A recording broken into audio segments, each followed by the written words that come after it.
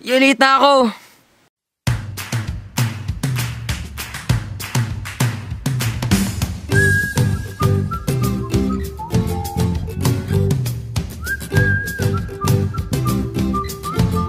Preview.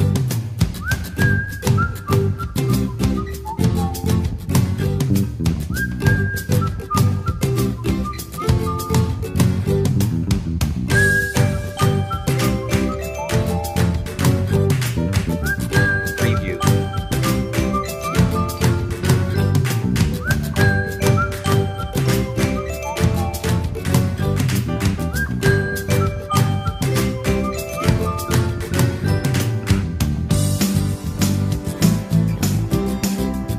Preview.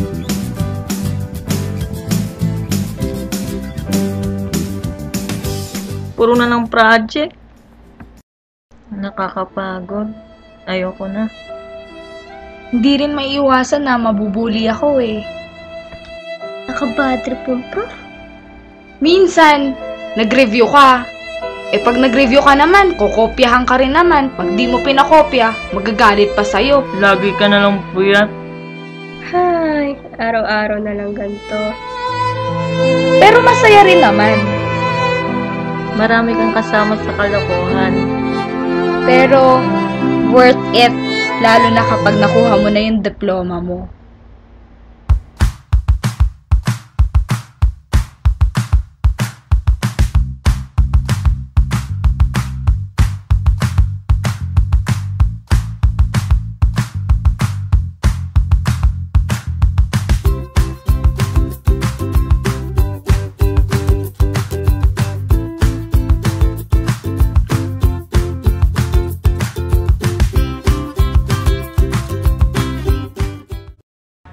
Hi, ako si Bernadette. Ayan, tapos gagraduate ako sa AMA Computer Learning Center sa Baliwag.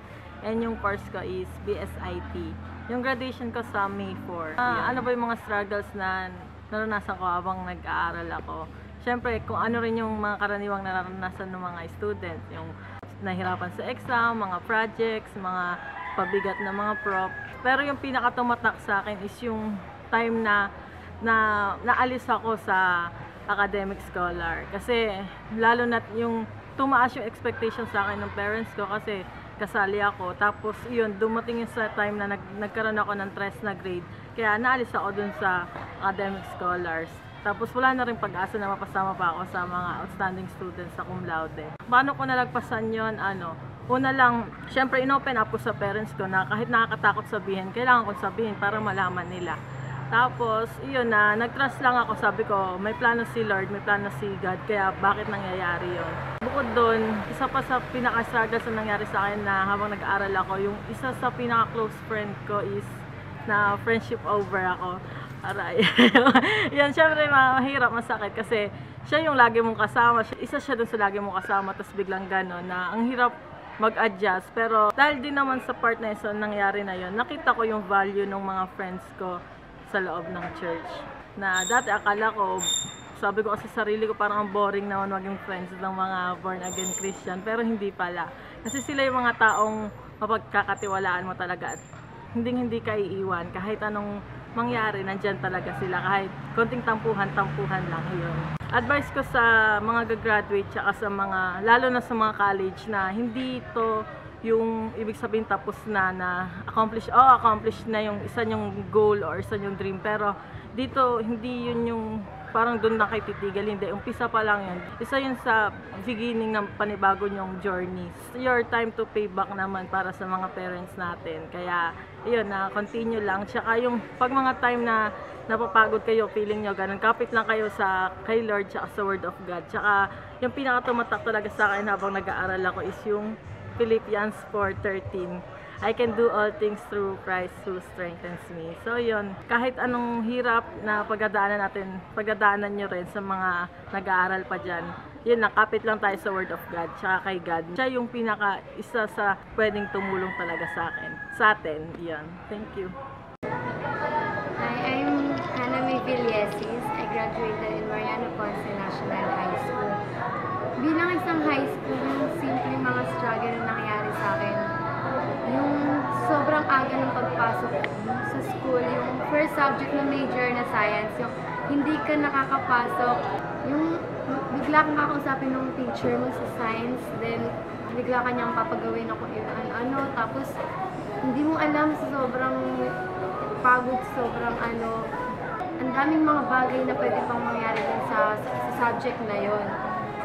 Kaya yung sobrang talaga, yun talaga yung pinaka-struggle ko ng high school, yung first subject lang talaga sa sobrang aga, tapos biglang mga lectures din. Kaya buti na lang, in God's plan and God's will na nakapag-graduate pa rin naman ng bahay. Hi, I'm Rizel Kiltek from Cherubim Montessori School. I graduated as 4th placer in our school. As high school student, yung high school years natin, yun yung magsaserve ng training ground sa pag-enter ng new phase sa buhay natin. Dito, madaming experiences, lalo na struggles, hindi lang sa ACADS, kundi sa pagpili din ng right company of friendship. Grateful din ako kasi naging 4th placer ako. Thankful ako kay Lord dahil lahat ng pagod, naging worth it, tsaka may pinuntahan.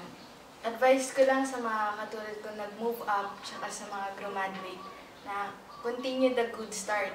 Continue nyo yung nasimulan nyo at syempre isama nyo si Lord sa lahat ng gagawin nyo.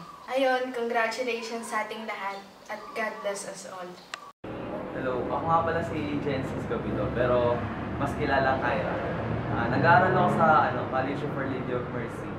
Yung mga problemang dumating sa pag-aaral ko, yung tulad ng isang subject, bumagsak ako at yung subject na yun ay yung science. Bumawi ako sa mga activities, mga quizzes, tsaka mga exams. Kaya nag-review rin ako ng mabuti para makapasa ako sa science. Tapos ayun nga, dumating ng 4th quarter, nakapasa rin ako sa science. Tapos nakapag-moving up na ako at eto, punta na ako sa grade 11. Hello po, ako si Mami Kay at ang aking anak, ang aking paboritong anak na panganay ay si Genesis o si Ira.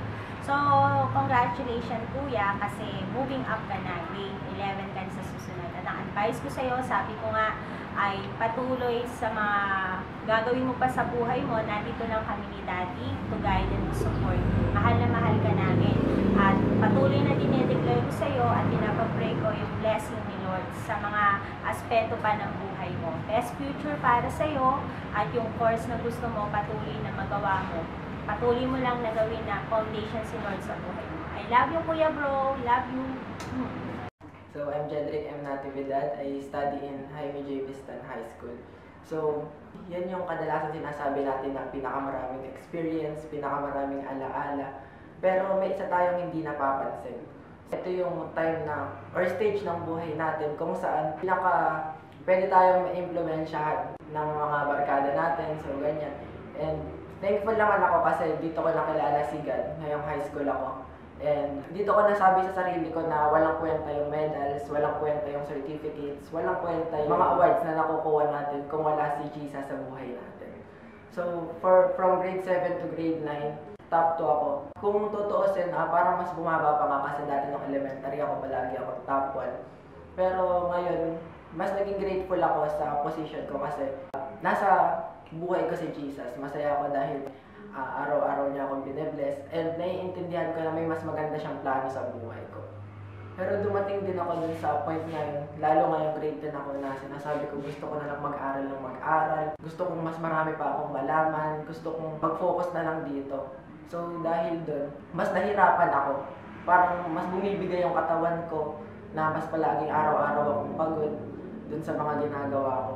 So nakalimutan ko na yung sinasabi ko na walang kwenta yung mga certificates na yan kung wala si Jesus sa buhay ko. Pero sa kabila ng lahat ng nagawa ko, hindi pa rin ako pinabayaan ni Lord. Mas pinaalala niya pa sa akin na kailangan nakafocus ka pa rin sa akin kahit nag-aaral ka. Na kailangan mas mag-focus ka sa mga binabasa mo sa Bible kaysa sa mga binabasa mo sa notebook. Kasi yung mga essential lang yan sa buhay mo. Pero yung mga lahat ng binabasa mo sa Bible, eternal yung epekto sa buhay mo. So dahil doon, bumalik yung eagerness ko na maging focus sa Kanya. So nag-aral ako ng mabuti at the same time, si Jesus yung nasa buhay ko. And masasabi kong hindi niya talaga ako pinabayaan sa buong high school life ko.